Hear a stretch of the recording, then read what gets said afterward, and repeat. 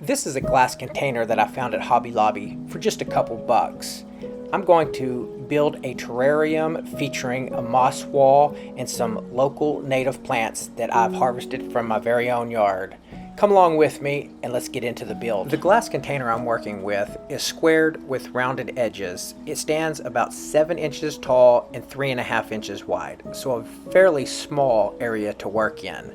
I don't know what I'm going to do with the lid, if I'm going to keep this or fashion something in the future that looks a little better. In order to mix up the substrate that's going to hold the moss and rocks to the back wall, I'm using this aqua soil right here. I'll take it and blend it up into a fine powder. And I'll also mix in a few other ingredients like sphagnum moss and peat moss.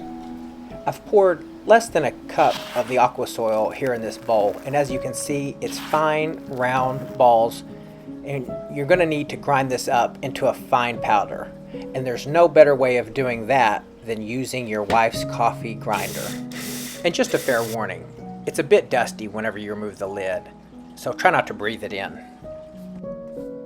So once you've got it all blended into a fine powder with no chunks, go ahead and dump it into a final mixing bowl.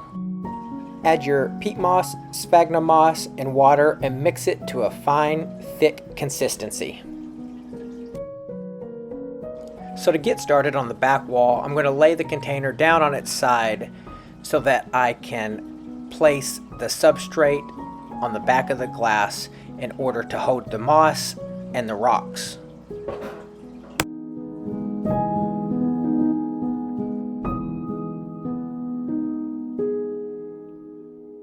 Here, let me turn the glass sideways so that you can get a better view to get my big hands out of the way. That's better. Now it's time to place some stones.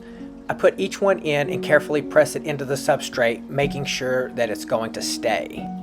But I ended up removing these stones and replacing them with some bigger ones in order to account for a better sense of scale. These were too small and the moss quickly overtook it.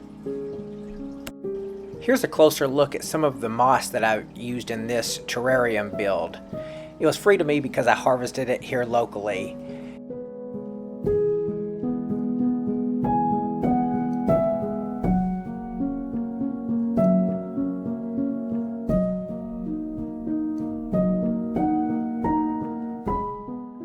These are the small native ferns that I have found, and I'll be using these as well because they're so small and they look excellent in a terrarium.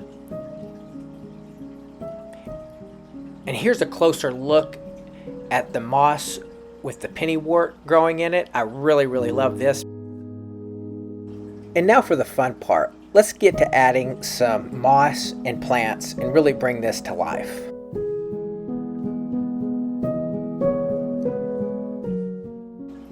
I need to press this moss down here and drain off some water. It's getting a little soupy.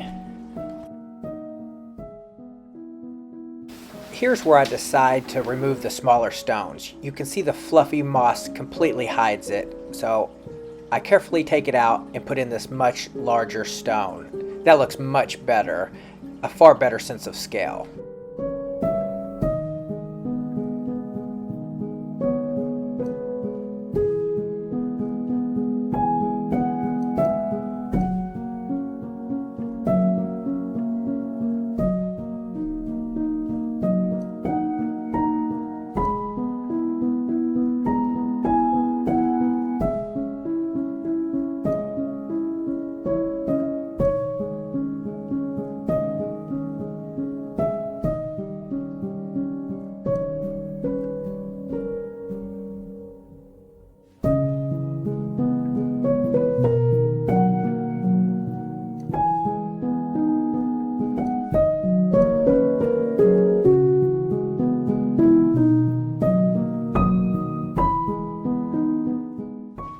I set the container up in order to put the drainage layer in. I'm just using fine aquarium rocks for this. And as you can tell, the back substrate did not fall whenever I lifted it up. It's usually very sturdy and stays on the glass extremely well. I'll slope some of the gravel towards the back, which gives it a greater sense of depth. Now it's time to add a blend of peat moss and sphagnum moss as a substrate for the plants to grow in and also for the moss. This drains very well and is perfect substrate for small plants and moss.